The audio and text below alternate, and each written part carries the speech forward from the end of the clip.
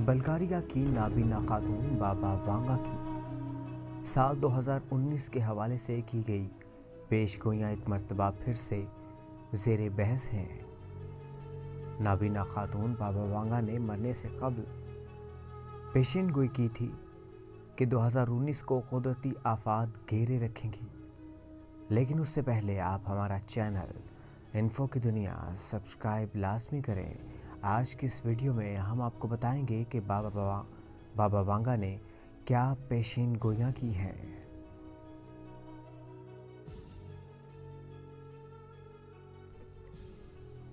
बाबा वांगा ने पेशिन गोई की थी कि 2004 की तरह एक और सुनामी एशिया को निशाना बनाएगी, जिसमें पाकिस्तान, भारत, इंडोनेशिया, जापान समेत कई मुल्कों का सफाया हो जाएगा।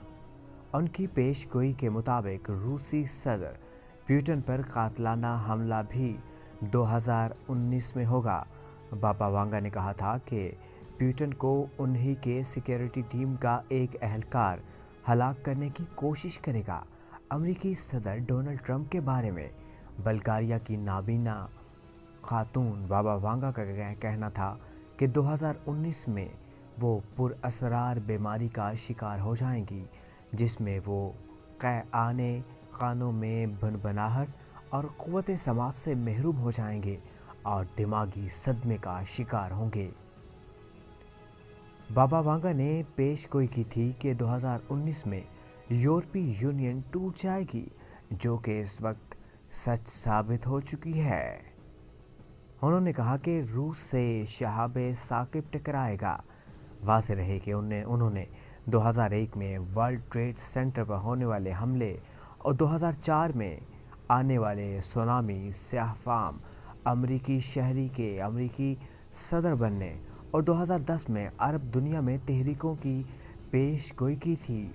उन्होंने ये पेश गोई की थी कि 2016 में बरआज़म यूरोप के मुल्कों को मुसलमान अस्करियत पसंदों के हमलों का सामना करना पड़ेगा। जिसके नतीजे में यूरोप को भारी जानी और माली नुकसान उठाना पड़ेगा।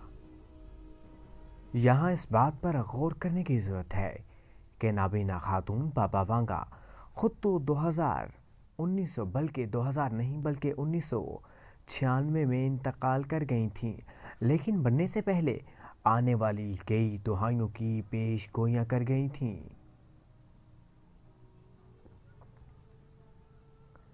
बाबा वांगा ने अपनी ज़िंदगी में दुनिया के मुतालिक कई पेश गोइयाँ की, जिनमें से बेशतर मनवन दुरुस्त साबित हुई।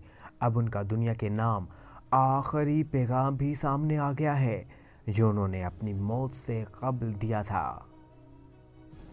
एक अखबार के मुताबिक बाबा वांगा अपनी उम्र के आखिरी दिनों में अपने घर के लिविंग रूम के दरमियान में पड़ी मेज़ के साथ लगी बैठी रहती थीं। वो मेज़ लोगों की तरफ से मिलने वाले तोहफ़ से भरी हुई थी। उन्होंने अपने आखिरी इंटरव्यू में बाबा वांगा ने दुनिया के नाम पैगाम देते हुए कहा था कि एक दूसरे से नफ़रत मत करो, क्योंकि तुम सब मेरे ही बच्चे हो। अब मज़ीद आने वाले सालों और अभी जो 2019 चल रहा है, उसके बारे में बाबा वांगा का क्या कहना था, ये भी आपको इसी वीडियो में बताते हैं। 2018 और 2023 तक इस वक्त के दौरान चीन दुनिया की सुपर पावर बन जाएगा। दुनिया के मदार में हल्की सी तब्दीली होगी। 2025 से लेकर 2028 में दुनिया में भूख पर कुछ हद तक काबू पा लिया जाएगा, जबकि यूरोप के पास तवानाई के ज़खायर में इजाफा होगा। 2033 से लेकर 2045 तक यूरोप में मुसलमानों की हुकूमत आ जाएगी। क़तबीन से बर्फ़ पिघलने की वजह से समुद्रों का लेवल बुलंद हो जाएगा।